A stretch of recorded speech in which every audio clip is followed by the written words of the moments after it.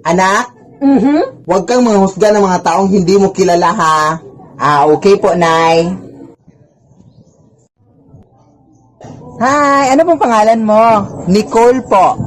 Ay, friendly ka pala, anak? Kaya pala ang pangit mo, tinan mo yung mukha mo, yak!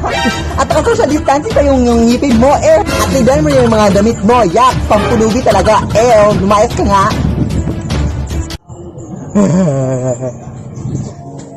Lead me, Lord. Anak, wag na wag kang magsisinungaling, anak, hari ng makasalanan yan sa ating Panginoon. Sige, Nay.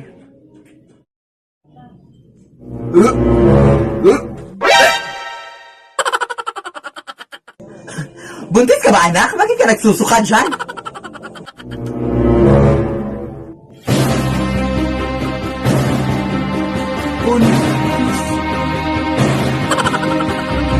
Paano ka naman mabubuntis, anak, na wala ka namang jowa? So may jowa ka? Sos, di ba anak, sinabi mo sa akin na nagkahuwela na kayo ng jowa mo ko last month?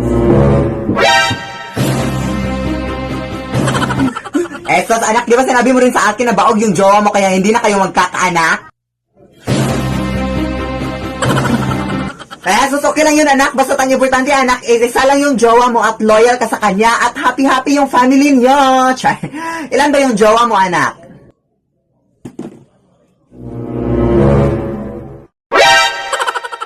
Lead me, Lord. Nay, punta lang ako doon sa bahay ng aking classmate, ha? Sige, anak. Pero payo ko lang sa'yo, anak, kapag naliligaw ka sa dinadaanan mo, huwag mong kakalimutang baliktarin yung mga damit mo, anak, ha? Sige, Nay. Kasi baka pinaglalaroan ka ng mga ibang nilalang at mga maligno, anak, kaya ka naliligaw. Kaya huwag mong kakalimutan ibaliktarin, ha? Sige, punta na ako doon, Nay. Anong lugar na to, Day? Anong lugar na to? Kapag naliligaw ka sa dinadaanan mo, huwag mong kakalimutan baliktarin yung mga damit mo, anak, ha?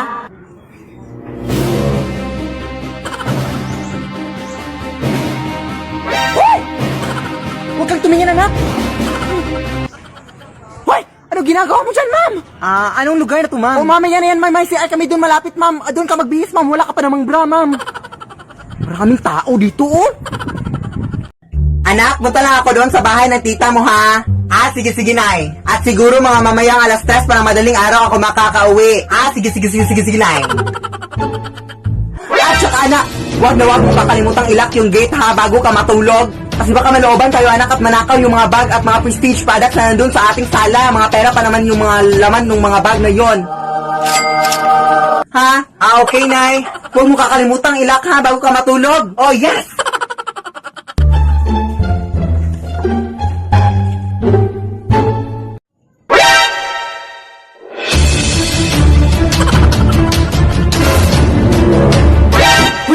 Hindi mo nilak yung gate!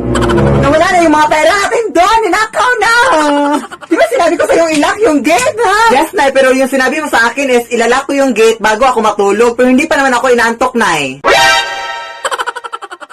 Lead me, Lord. Ang ganda mo, Ate Philip Tanasas, pag kumakain ka ng kalamansi. Promise, try it po.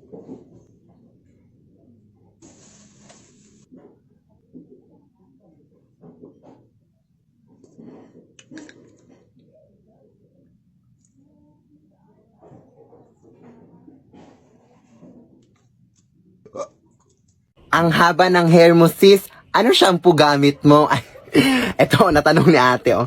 So, sa ngayon po, ate, ito po yung mga shampoo na gamit ko. Ito po. Gamit ko po ito pang dyan sa ulo mo. Ano bang problema mo? Inaano kita? Nanahimik nga ako dito, ah. So, hello y'all. Wow, sana all yan.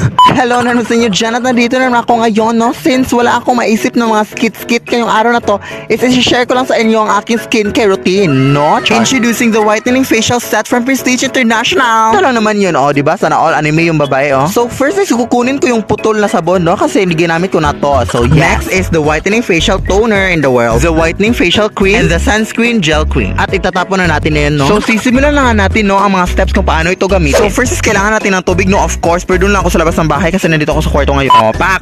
Oh, fresh ka niyan, girl. Oh, fresh. Oh my God. So first step is mag-a-apply ka ng sabon for 2 to 3 minutes, no? Pero mga bandang 1 minute and 30 seconds is umaanghang na yung mga tako, guys. Kaya kailangan ko ng tubig. Oh my gosh. At, oh, diba, pak? Fresh from the soap. Step 2 is apply mo yung whitening facial toner, no? Pero kailangan ko pa bang ituro to? Oh, ganyan lang yung gagawin mo. Pero bakit kaya nag-wig tayo? Nakaka-irita na yung wig, no? Kaya kunin muna natin. Tapos mag-antay kang matuyo yung facial toner in the world. Pak, yeah, babalikan natin, no? Kasi, oh my gosh, this is my real hair. And next is apply mo yung facial cream. So, kailangan ko pa bang ituro to? I-apply mo lang yan. At sa kalagitnaan ng pag-video na bad trip yung bakla ko kasi yung pamangkin niya ay nag-disturbo.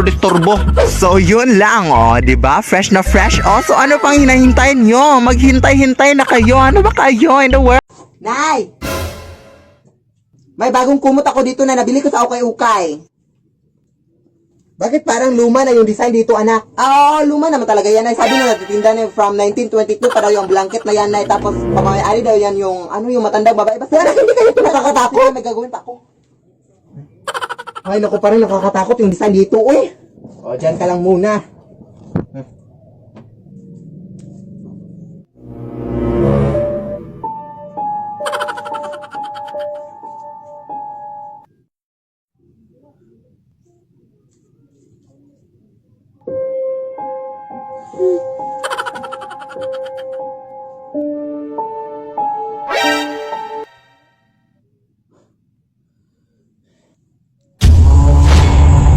Lead me, Lord.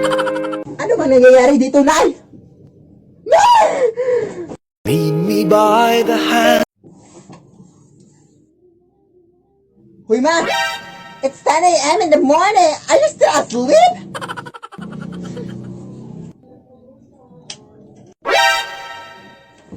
Hoy, anak! Wala ka bang respeto sa nanay mo? Nakikita mo natutulog, di ba ako? Bakit mo binuksan ang ilaw? What a crazy mother! Hindi pa din pinatay, oh! May pa-English ka pa dyan, ha? Hoy, anak! Di ba sinabi ko na sa'yong pinaglalaruan mo naman ako, ha? Hoy, anak, ano bang trip mo, anak? Peto naman sa nanay mo, pagod na pagod, oh. Pagod na pagod. Ha? Are you crazy? Huwag mo kong ma-English, ha? Huwag mo kong ma-English, ha?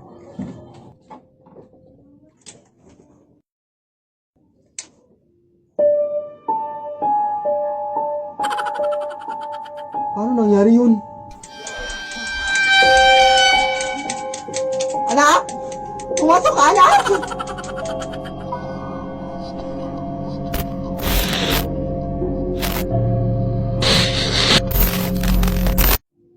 Lead me, Lord.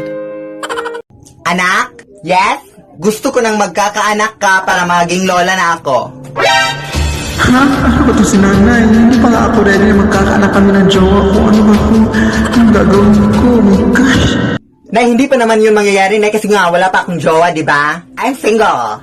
Ah, ganun ba, anak? Pero bakit may nakita akong lalaki na pumasok sa kwarto mo kagabi? Tapos black yung shoes niya. At parang familiar yung buhok niya kaya pumasok ako sa kwarto mo. At pagpasok ko, ay tito mo lang pala. Kaya ayun, nagkwentuhan kami at kumain din kami ng mga junk foods at prutas. Kaya ayun. At pagkatapos nun, umuwi na siya mga bandang alas 12, anak. Lead me, Lord. Anak!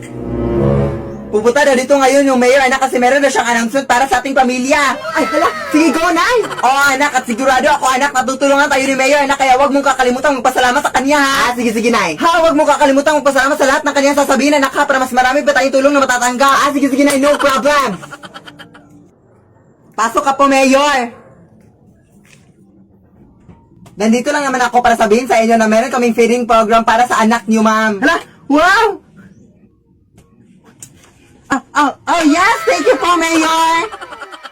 And by the way, ma'am, nakalimutan namin sabihin to sa iyo last week, ma'am, na ipapademolish na pala namin yung bahay niyo, ma'am. Ipapademolish na namin yung bahay niyo bukas, ma'am. Oh, ma'am, kaya much better, ma'am, if makahanap na kayo ng bagong bahay ngayon din, ma'am. Hello, maraming salamat po dyan, Mayor! Lead me, Lord. Anak, huwag mong sasagutin yung telepono kapag si Jessica yung tatawag, ha, kasi meron yung utang sa kanya na 1 million pesos. Sige, Nay.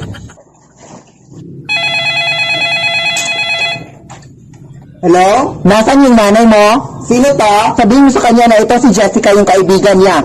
At meron siyang utang. Hoy anak, sinagot mo ba yung telepono? Oo, Nay, bakit? Ay, bakit mo sinagot? Anak, wala ka talagang utak. Anak, kailan, anak? Aba, syempre, sasagutin ko paano kung malaman ko si Jessica yun kung hindi ko tatanungin. Ang bawa mo talaga mang utos, Nay.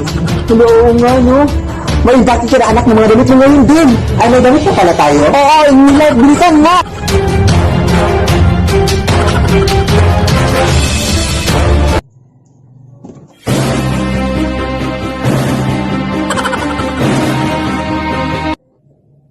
Lead me, Lord. Anak, punta na ako ng mall para mag-grocery. Okay, Nay. At siya nga pala, wag na wag mong bubuksan tong pinto, anak ha. Kahit ba anong mangyari sa mundo, anak, wag na wag mong bubuksan tong pinto ha. Alam mo naman ngayon ang panahon, ang dami ng mga budol-budol na tao. At kahit sino na ang posibleng pumasok dito, baka manakawan tayo. At sige, Nay, masusunod po.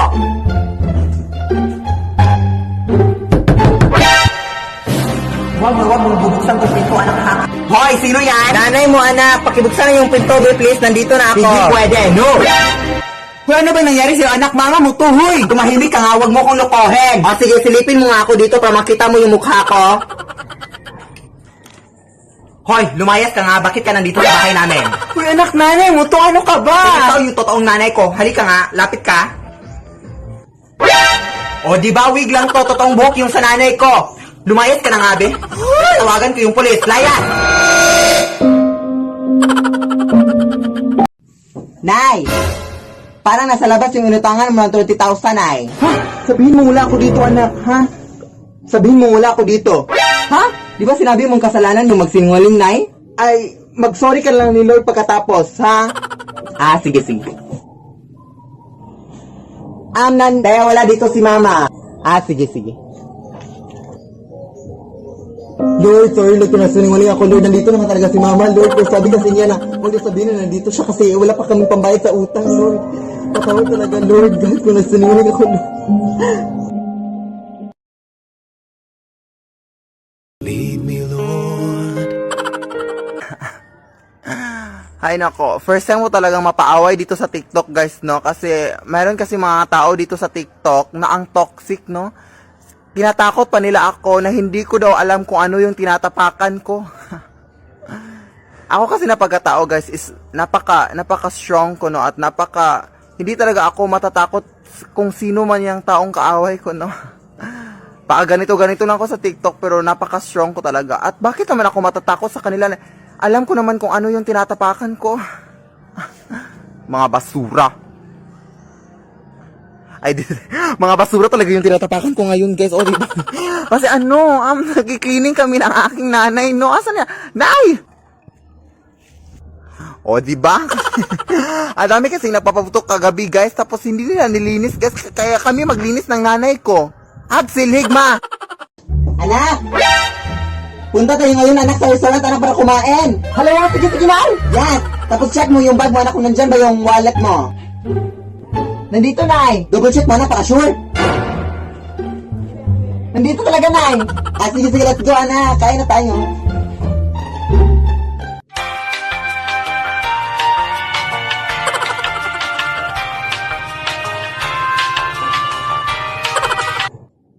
So, yung total nyo po, ma'am, is 10,500, ma'am.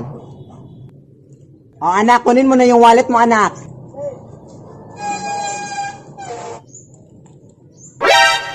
O, anak, bakit walang pera? Ha? Wallet lang naman talaga yan, Nay. Di ba binigyan na kita ng pera noon? Oo, pero binili ko na ng bagong phone, Nay. Lead me, Lord. Run.